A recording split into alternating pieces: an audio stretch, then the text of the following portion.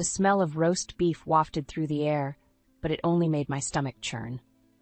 I gripped the edge of the mahogany dining table, trying to steady myself as another wave of nausea hit. Jack, my husband, sat beside me, oblivious to my discomfort as he chatted with his father about the latest football game. "Emily, dear, aren't you going to eat?" Linda's shrill voice cut through the din. My mother-in-law's piercing gaze bore into me from across the table. I spent hours preparing this meal. I forced a weak smile. "It looks delicious, Linda. I'm just not feeling well." Linda's eyes narrowed. "Morning sickness again? Honestly, Emily, you're barely showing. I worked full-time when I was pregnant with Jack, and I never complained once." I bit my tongue, fighting back the urge to remind her that every pregnancy was different.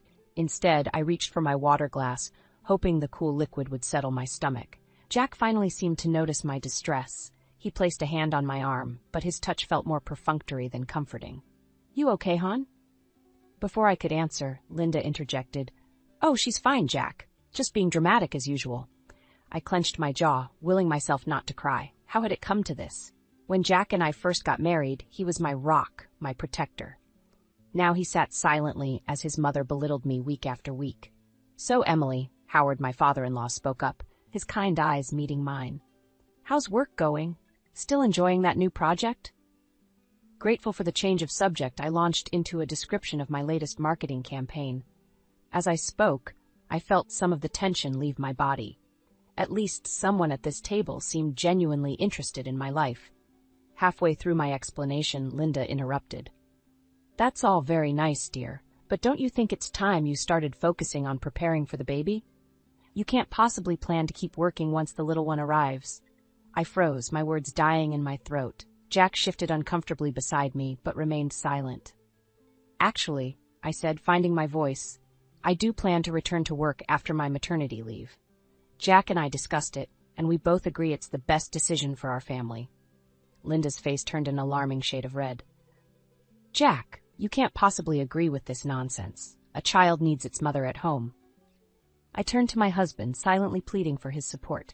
He cleared his throat, avoiding my gaze.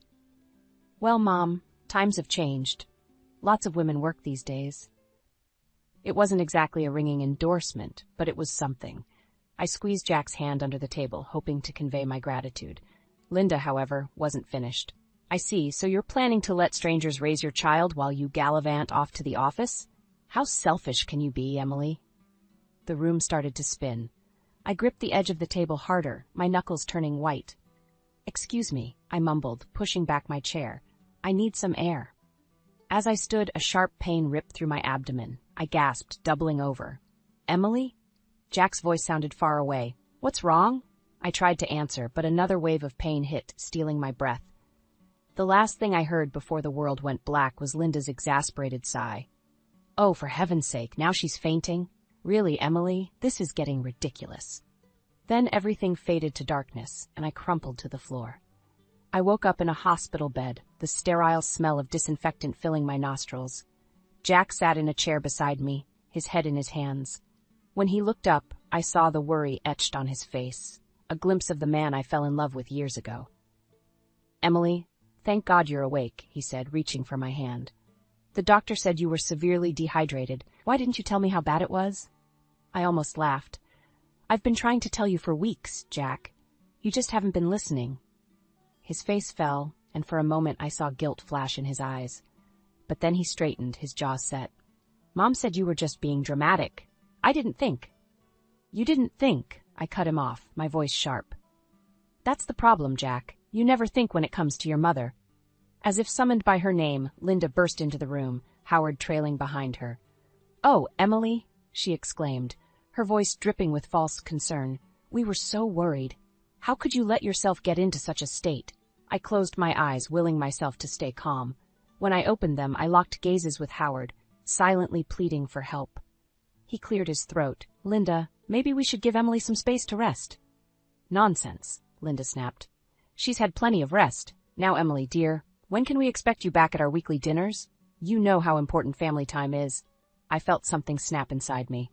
All the frustration, all the hurt of the past few months came bubbling to the surface. "Family time?" I repeated, my voice low and dangerous.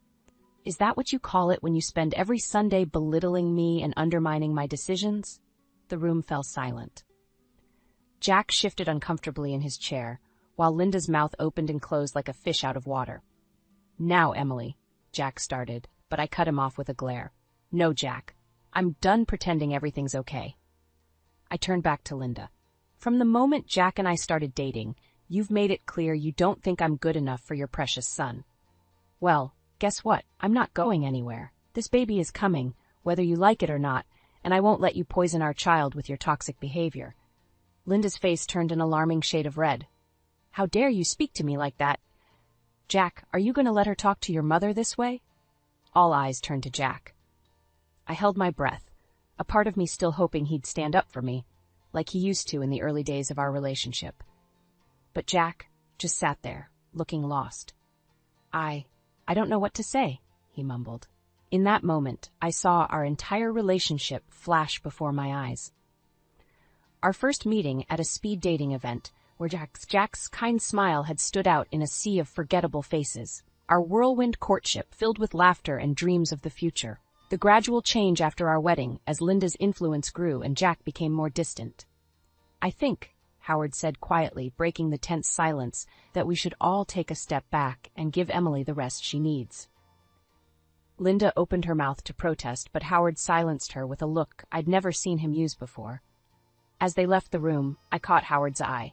He gave me a small, sad smile that spoke volumes. Left alone with Jack, I felt a weariness settle over me that had nothing to do with my physical condition. Emily, Jack started, his voice hesitant. I'm sorry. I know things haven't been easy lately. I looked at him, really looked at him, and wondered when we'd become such strangers. Sorry isn't enough anymore, Jack, I said softly. Something has to change. As the words left my mouth, I felt the baby kick, as if in agreement. I placed a hand on my swollen belly, a fierce protectiveness washing over me. Whatever happened next, I knew one thing for certain.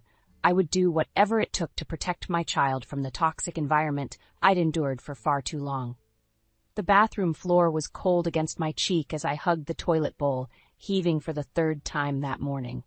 6 months into my pregnancy, and the morning sickness showed no signs of letting up. I heard Jack's footsteps in the hallway and braced myself for another round of his half-hearted concern. Emily, you okay in there? His voice was muffled through the door. I wiped my mouth with the back of my hand. Just peachy, I croaked. The door creaked open, and Jack poked his head in. Listen, I know you're not feeling great, but Mom's expecting us for dinner tonight. She's making her famous pot roast. I stared at him in disbelief. Jack, I can barely keep water down. How am I supposed to sit through another dinner? He shifted uncomfortably. Can't you just try? For me? The plea in his voice made something snap inside me. I struggled to my feet, ignoring the way the room spun. For you? When was the last time you did something for me, Jack? His face hardened. That's not fair. I've been working extra hours to prepare for the baby. And I've been growing a human being while your mother treats me like an incubator. I shot back. Jack's phone buzzed, and he glanced at it. It's Mom. She wants to know if we're bringing dessert. I threw my hands up in exasperation. Unbelievable. You know what? Go to your precious dinner. I'll stay here and try not to die of dehydration. His eyes widened. You can't be serious. Mom will be devastated if you don't show up. Oh, I'm dead serious, I said, brushing past him into the bedroom. In fact, I think I'm done with these weekly torture sessions altogether. Jack followed me, his voice rising. Emily, you can't just decide that on your own. We're a family. I whirled to face him. Are we? Because lately, it feels like I'm just an afterthought in your perfect mother-son dynamic. He flinched as if I'd slapped him.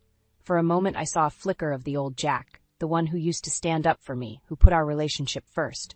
But then his jaw set, and I knew what was coming. Fine, he said coldly.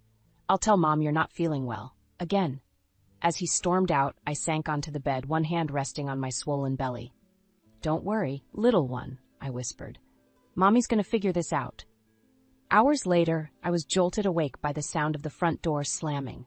Jack's heavy footsteps approached the bedroom, and I steeled myself for another argument. But when he entered, the anger on his face was mixed with something else. Worry? Emily, he said, his voice strained. Mom thinks... She thinks maybe you're faking how sick you are, to avoid her. I sat up slowly, my head spinning. Excuse me? Jack ran a hand through his hair. She says her friend's daughter had an easy pregnancy and that you're just being dramatic, and she thinks maybe you're not cut out for motherhood if you can't handle this. The room seemed to tilt on its axis. I'd known Linda didn't like me, but this was a new low. And what do you think, Jack? I asked, my voice dangerously quiet. He wouldn't meet my eyes. I don't know what to think anymore. In that moment, something crystallized inside me. I thought of all the nights I'd cried myself to sleep, all the times I'd bitten my tongue to keep the peace. I thought of the baby growing inside me, innocent and unaware of the storm brewing around it. I think, I said slowly, that it's time I started putting myself and our child first. Jack's head snapped up. What does that mean? I met his gaze steadily. It means I'm done compromising my health and happiness for people who clearly don't value either. Your mother and you, Jack. You've made your priorities clear. Now it's time I made mine clear, too. As the words left my mouth, I felt a weight from my shoulders. Whatever came next, I knew I was making the right choice, for myself and for my baby. I stood in Linda's kitchen, my hands shaking as I chopped vegetables for yet another family dinner. At 8 months pregnant, my body ached, and waves of nausea still plagued me. But here I was, playing the dutiful daughter-in-law because Jack had begged me to give his mother one more chance. Emily, dear, Linda's saccharine voice grated on my nerves. Don't forget to dice those carrots finely. You know how Jack likes them.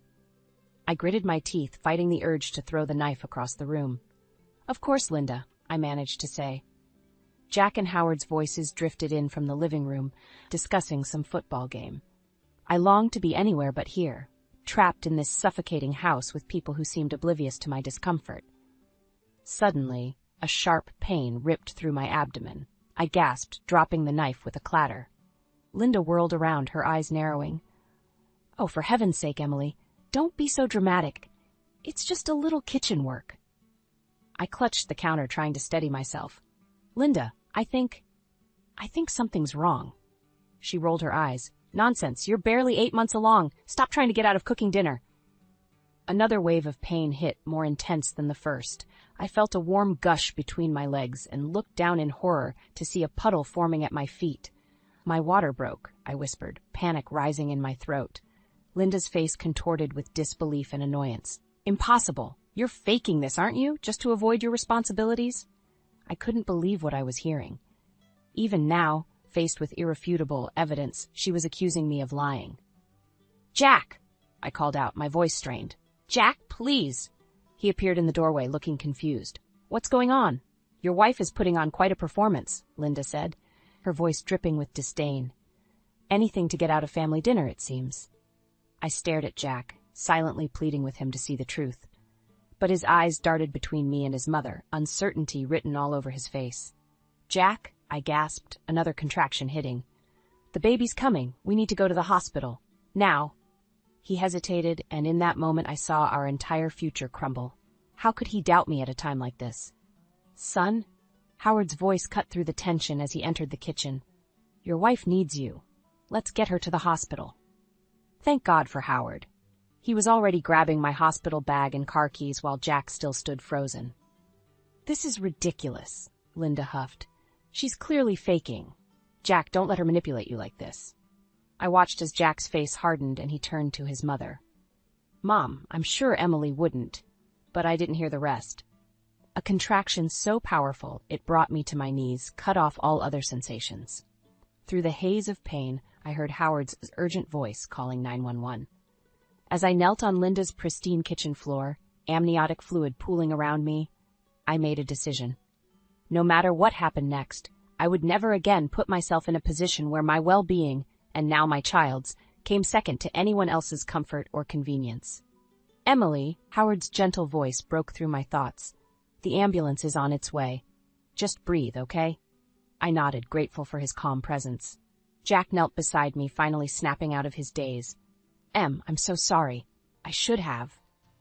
Not now, Jack. I cut him off, another contraction building. We'll talk about this later. As the sound of sirens approached, I locked eyes with Linda, who still stood watching with a mixture of disbelief and annoyance. In that moment, I silently vowed that this would be the last time I ever set foot in her house. The paramedics burst in, and as they lifted me onto the stretcher, I felt a strange sense of calm wash over me. Whatever happened next, I knew one thing for certain. My baby and I deserved better than this. And I was finally ready to fight for it. The hospital room was a blur of beeping machines and urgent voices. I gripped the sides of the bed, pain tearing through me as another contraction hit. Howard stood by my side, his steady presence a stark contrast to Jack's nervous pacing.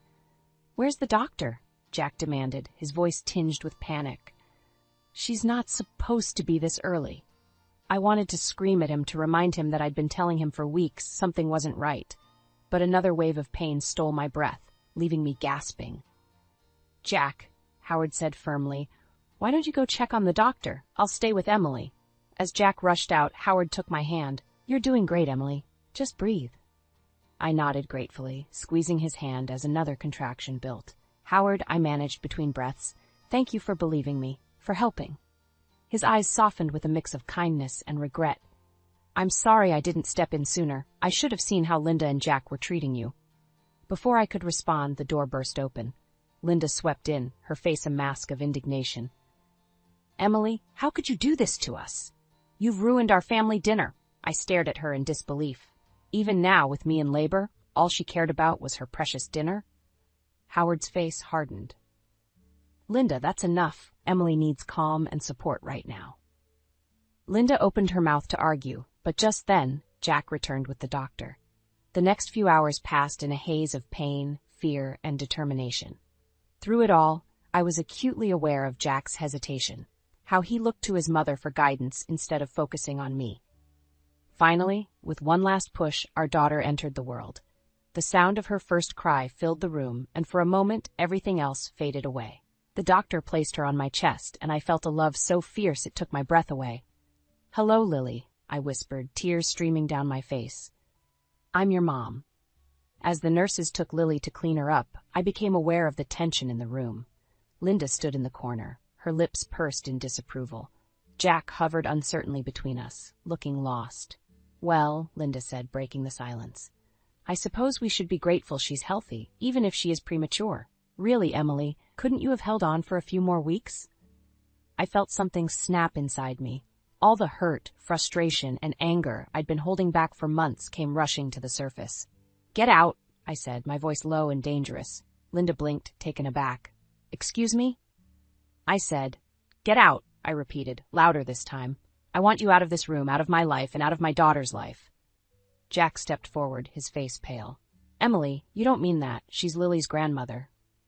I turned to him, seeing him clearly for the first time in months. "And what kind of father are you going to be, Jack? Will you stand by and let her treat our daughter the way she's treated me?" He flinched, guilt flashing across his face. But before he could respond, Howard spoke up. "I think it's best if we give Emily some space. Linda, Jack, let's go." As they filed out, Howard paused at the door. "Emily, if you need anything at all, I'm here." I nodded, grateful for his support. As the door closed behind them, I was left alone with my thoughts and the soft sounds of Lily's breathing from the nearby bassinet. In that quiet moment, holding my newborn daughter and reflecting on the events that led us here, I made a decision. No matter what it took, I would protect Lily from the toxic environment I'd endured, even if it meant walking away from my marriage, from the life I thought I wanted. I looked down at Lily's peaceful face, feeling a surge of strength and determination. "It's you and me now, little one," I whispered, "and I promise I'll always put you first." The front door creaked open as Jack helped me inside, Lily nestled in my arms. After a week in the hospital, I was exhausted but determined. The house felt different now, as if the very walls held their breath, waiting to see what would happen next. "Emily, dear," Linda's shrill voice pierced the air. She bustled into the hallway, arms outstretched. "Let me see my granddaughter." I instinctively tightened my hold on Lily. "Not now, Linda. We're tired and need to rest." Linda's face fell, but she quickly plastered on a smile. Of course. I've prepared a wonderful welcome home dinner. Jack, why don't you take the baby while Emily freshens up?" Before I could protest, Jack reached for Lily. Come on, Em. Mom's just trying to help. I felt a surge of panic as Jack took our daughter. Jack, please, I'd rather keep her with me. Linda tutted. Emily, you can't be so possessive, it's not healthy. I bit my tongue, too tired to argue. As I watched Jack carry Lily into the living room, following his mother like an obedient puppy, something inside me hardened. In our bedroom, I found a stack of parenting books on the nightstand, all chosen by Linda, no doubt. Atop the pile sat a handwritten note. Emily, I hope these help you become a better mother. Love, Linda. My hands shook as I crumpled the note. How dare she? After everything that had happened, she still thought she knew best. I heard Lily's cry from downstairs, followed by Linda's voice. Oh, Jack, let me show you how to hold her properly. Emily clearly hasn't figured it out yet. That was the last straw. I marched downstairs, my exhaustion replaced by a fierce determination. In the living room, I found Linda cradling Lily while Jack hovered nervously. Give me my daughter, I said, my voice low and dangerous. Linda looked up, surprise flashing across her face. Emily, don't be silly. I'm just showing Jack. Now. I held out my arms, leaving no room for argument. Jack stepped forward, his brow furrowed. Em, what's gotten into you? Mom's just trying to help. I turned to him, really seeing him for the first time since Lily's birth. Is she, Jack? Or is she trying to control our family, just like she's controlled you all these years? The room fell silent, save for Lily's soft whimpers. Linda's face hardened as she reluctantly handed me the baby. I think, I said, cradling Lily close, that it's time we had a serious talk about boundaries. Jack's eyes widened. Emily, please. Can't we just enjoy being home? I shook my head, feeling a strange calm settle over me. No, Jack. We can't keep pretending everything's okay. It's not just about me anymore. It's about Lily. Linda huffed. This is ridiculous. Jack, tell your wife she's being unreasonable. But as Jack opened his mouth to speak, I cut him off. Actually, I have something to say first. I took a deep breath, steeling myself for what came next. I can't do this anymore. The constant criticism, the lack of support, the way you both dismiss my feelings and needs. It stops now. Jack paled. What are you saying? I met his gaze steadily. I'm saying that unless things change dramatically, and I mean real, lasting change, I'm leaving, and I'm taking Lily with me. The silence that followed was deafening. Linda's face contorted with rage, while Jack looked like he'd been slapped. You can't do that, Linda sputtered. Jack, tell her she can't do that. But Jack just stood there, mouth opening and closing like a fish out of water. I felt a weight lift from my shoulders as I spoke the words I'd been holding back for so long. I can, and I will. I love you, Jack, but I love our daughter more, and I won't let her grow up in this toxic environment. As I turned to head back upstairs, Lily snuggled against my chest with I heard Linda's indignant squawks and Jack's stammered protests. But for the first time in months, I felt truly at peace with my decision. Whatever came next, I knew I was doing the right thing, for myself and for Lily. The tension in the house was unbearable. It had been 3 days since I'd threatened to leave, and Jack had been walking on eggshells around me. Linda, on the other hand, had doubled down on her efforts to control everything. I was in the nursery, rocking Lily to sleep when I heard raised voices from downstairs. Curious, I gently placed Lily in her crib and crept to the top of the stairs. This is all your fault, Jack. Linda's shrill voice carried up the stairwell. If you just put your foot down with that woman... That woman is my wife, Mom, Jack interrupted, his voice uncharacteristically firm. And Lily's mother.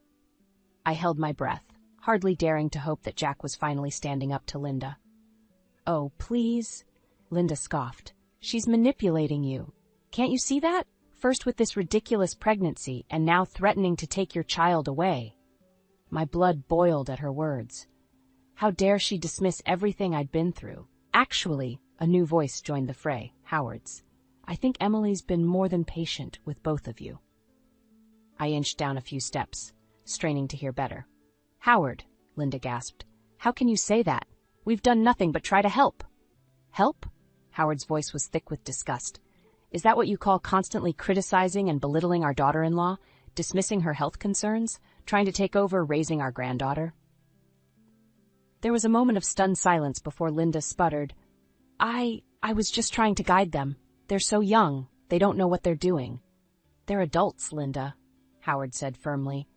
Capable adults who don't need you micromanaging their lives. I heard footsteps and then Howard's voice again, closer this time. Jack, son, I owe you an apology. I should have stepped in sooner, should have seen how your mother's behavior was affecting your marriage. Dad, Jack started, but Howard cut him off. No, let me finish. I've stood by for too long watching your mother steamroll over everyone's feelings. Well, not anymore. There was a rustling of paper, and then Linda's shocked gasp. Howard, what is this? Divorce papers, Linda, Howard said calmly. I can't be part of this toxic dynamic anymore, and if you have any hope of salvaging your relationship with your son and granddaughter, I suggest you take a long, hard look at your behavior. My heart raced as I processed what I'd just heard. Howard was leaving Linda, and he was on my side. Suddenly, a piercing wail cut through the tension. Lily had woken up. I rushed back to the nursery, scooping her into my arms just as I heard footsteps on the stairs. Jack appeared in the doorway, his face a mix of emotions. He said softly. Can we talk? I nodded, not trusting my voice. He crossed the room, gently touching Lily's cheek before meeting my eyes. I heard everything, I whispered. Jack's shoulders sagged. I'm so sorry, Emily, for everything. I've been a coward, letting my mother run our lives, but I don't want to lose you or Lily. I wanted to believe him, but after months of disappointment, I hesitated. Jack, But before I could finish, Linda burst into the room, her face red with fury. This is all your fault, she shrieked, pointing at me. You've turned my family against me. Jack stepped between us, shielding Lily and me. That's enough, Mom. You need to leave, now. Linda's eyes widened in disbelief. Jack! You can't mean that. I do, he said firmly. Emily and Lily are my family now, and if you can't respect that, you have no place in our lives. As Linda stormed out, sobbing dramatically, I felt a glimmer of hope. Maybe, just maybe, there was a chance for us after all. But as I looked down at Lily, peaceful in my arms, I knew the hardest decision was still to come.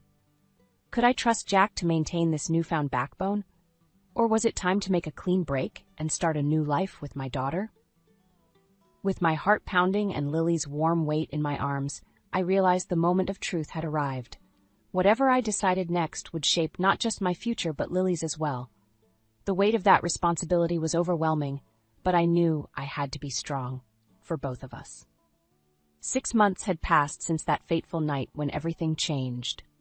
I sat on a park bench, watching Lily toddle across the grass, her chubby legs still unsteady but her determination unwavering.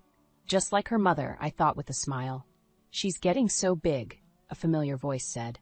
I looked up to see Howard approaching, a wistful smile on his face. She is, I agreed, patting the bench beside me. How are you doing, Howard? He sighed as he sat down. The divorce is final. Linda, well, she's not taking it well, but I don't regret my decision. I nodded, understanding all too well. My own divorce from Jack had been finalized just a month ago.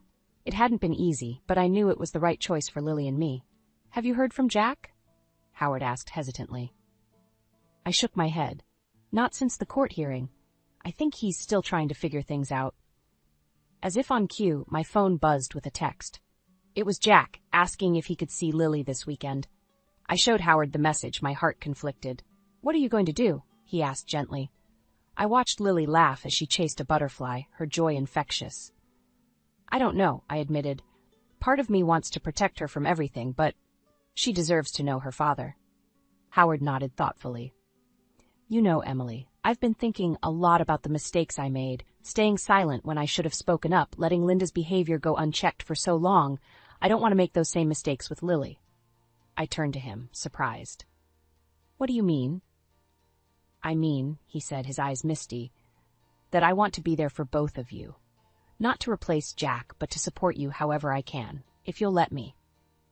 Tears welled up in my eyes as I reached out to squeeze his hand.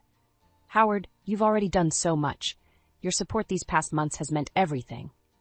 Just then Lily toddled over, holding out a dandelion. Mama, she exclaimed proudly. I scooped her up, inhaling her sweet baby scent. Thank you, sweetheart. It's beautiful. As Lily snuggled into my lap, I felt a sense of peace wash over me. The road ahead wouldn't be easy, but I knew we'd be okay. You know, I said to Howard, I think I will let Jack see Lily this weekend, but on my terms. No Linda, and only for a few hours. Howard nodded approvingly. That sounds fair, and if you need backup, I'm just a phone call away. As the sun began to set, casting a golden glow over the park, I reflected on how much had changed. The Emily of a year ago would never have believed she'd be here, a single mother, divorced, but stronger and happier than ever. "Come on, little one," I said, standing up with Lily in my arms. "Let's go home." Howard walked us to my car, helping me buckle Lily into her seat. Before I got in, he pulled me into a warm hug. "I'm proud of you, Emily," he said softly. "You're an amazing mother, and Lily is lucky to have you." As I drove home, Lily babbling happily in the back seat, I felt a surge of gratitude. For my parents, who had welcomed us with open arms. For Howard, who had become the father figure I never knew I needed. And even for Jack and Linda, whose actions had ultimately led me to find my own strength. But most of all, I was grateful for Lily, my beautiful, resilient daughter who had given me the courage to stand up for myself and create the life we deserved. As we pulled into our driveway, our new home, free from the shadows of the past, I made a silent promise to Lily and myself. We would face whatever challenges came our way together, with love, strength, and the unwavering belief that we deserved happiness. The future was uncertain, but for the first time in a long time, I was excited to see what it held. As I unbuckled Lily from her car seat, her tiny arms wrapping around my neck, I knew that this moment, this love was all that truly mattered. We were survivors, Lily and I, and together we would thrive.